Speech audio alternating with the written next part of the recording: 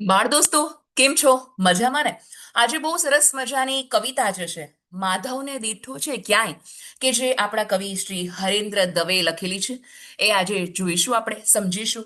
તમે હજી સુધી જો આ ચેનલને લાઇક, શેર અને સબસ્ક્રાઇબ ના કરી હોય તો કરી લેજો, જેથી કરીને આવનાર તમામ વિડીયોઝ જે છે એની માહિતી તમને મળતી રહે. તો આગળ વધીએ.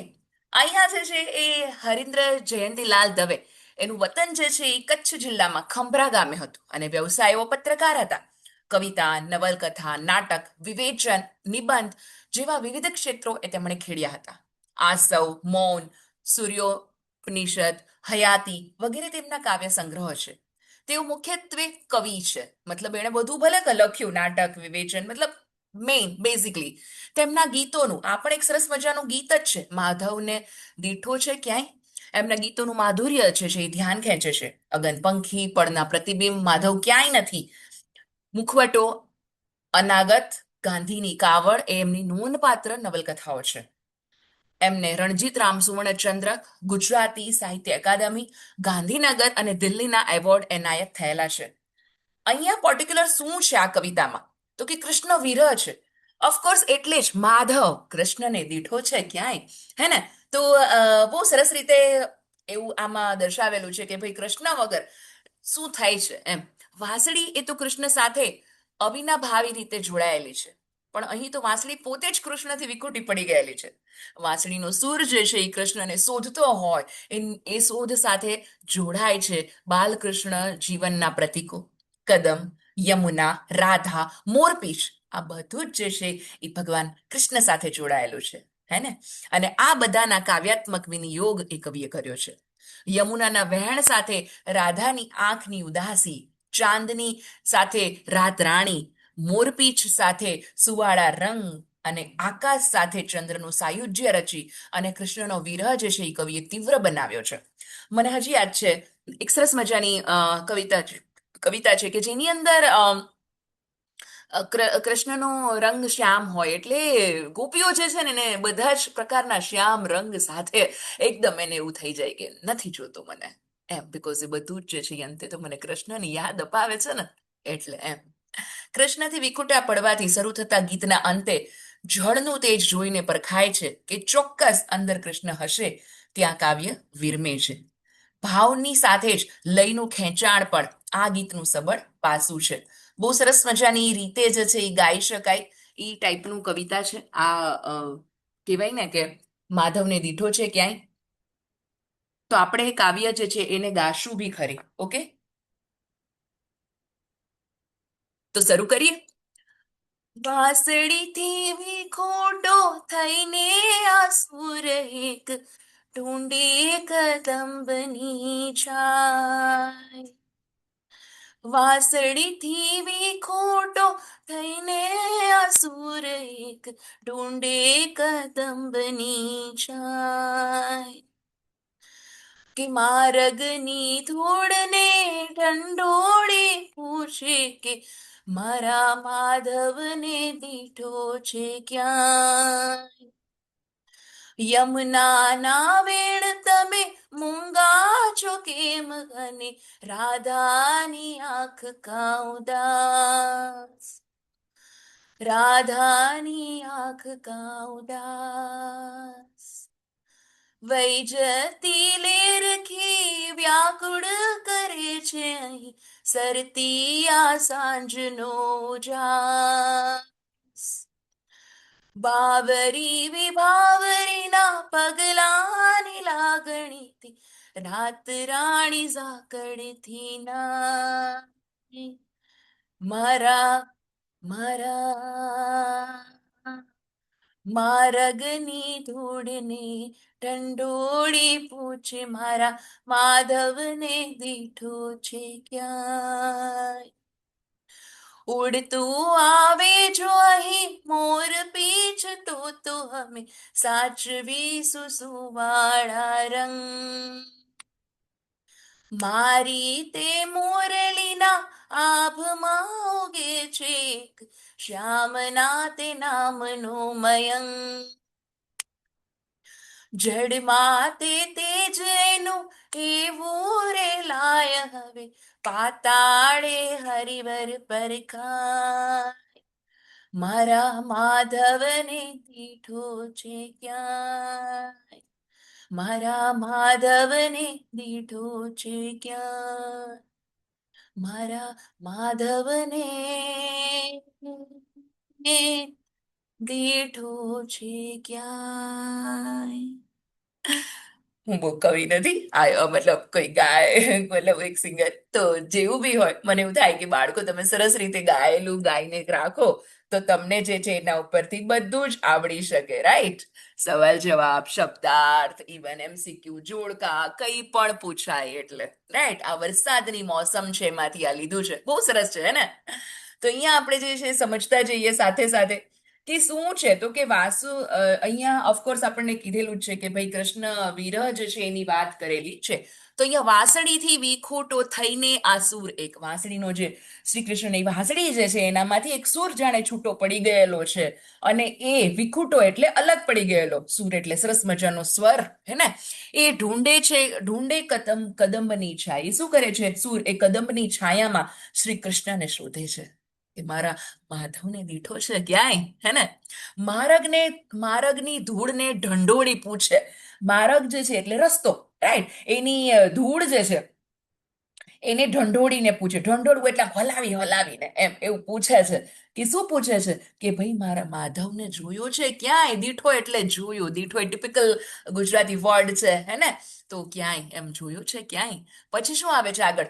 યમુનાના વેણ. આ કૃષ્ણ સાથે બધું જ સંકળાયેલું છે. કદમ જાયા જે છે તો કદમની વૃક્ષ નીચે તમને ખબર હોય તો અલ્લક દલ્લક ઝાંઝર જલ્લક રઢિયાળી જમનાનો મલ્લક એથી સુંદર રાધા ગોરી મુખડું ઝળકે સલ્લક સલ્લક.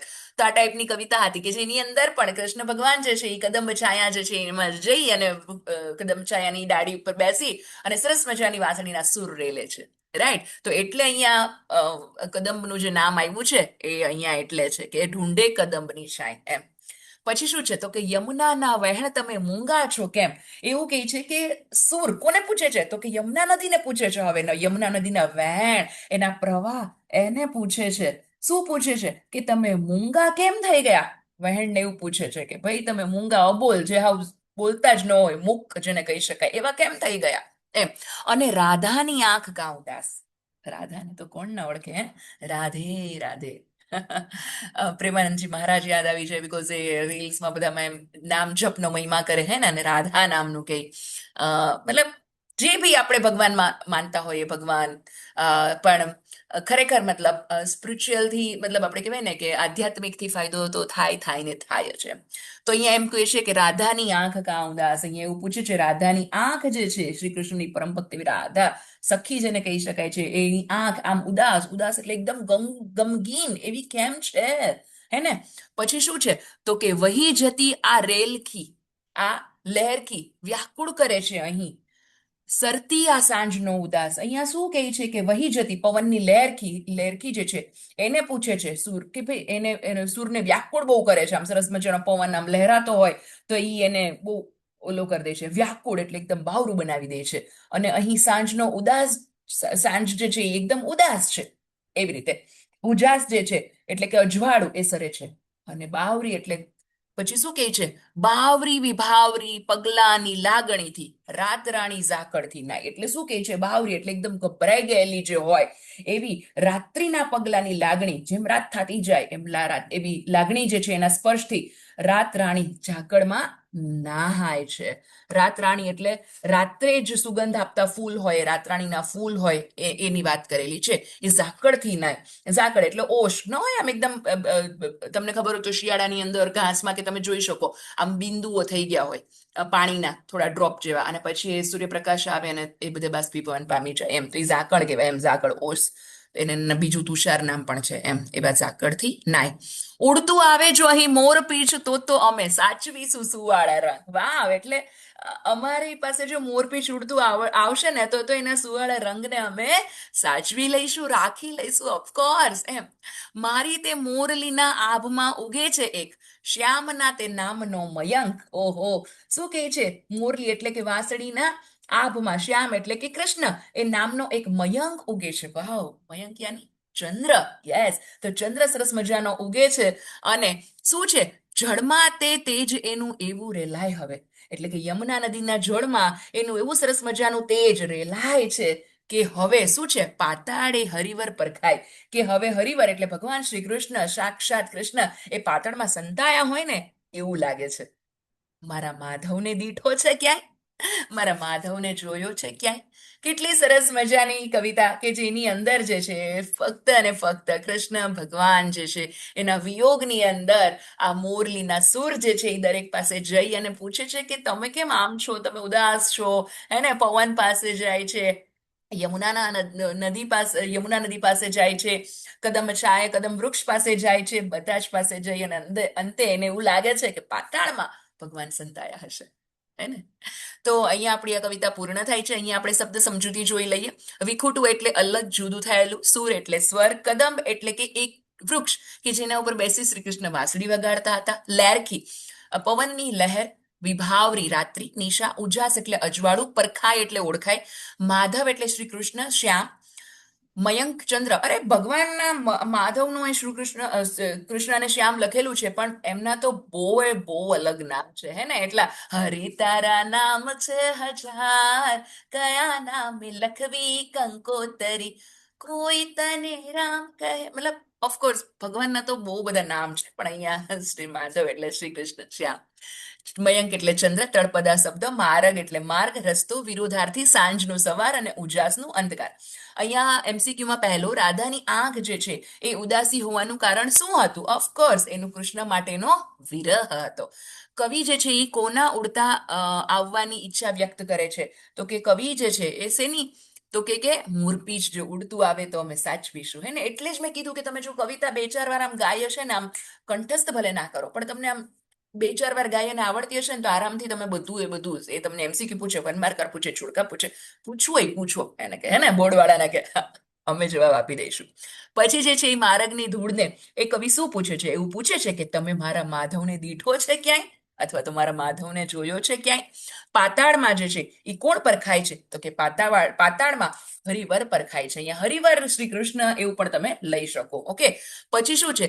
રાત રાણી ઝાકળથી નાય છે, કારણ કે શું કામે? તો કે રાત રાણી બહાવરી રાત્રિના પગલાનો સ્પર્શ થયો છે એટલે. પછી શું છે? જળમાં કોનું તેજ જે છે એ રેલાઈ રહ્યું છે? જળમાં કોનું તેજ રેલાય? તો કે એ ચંદ્રનું. યા રાઈટ, કોનું રેલાય છે? તો કે ચંદ્રનું જે તેજ છે એ રેલાય છે. અને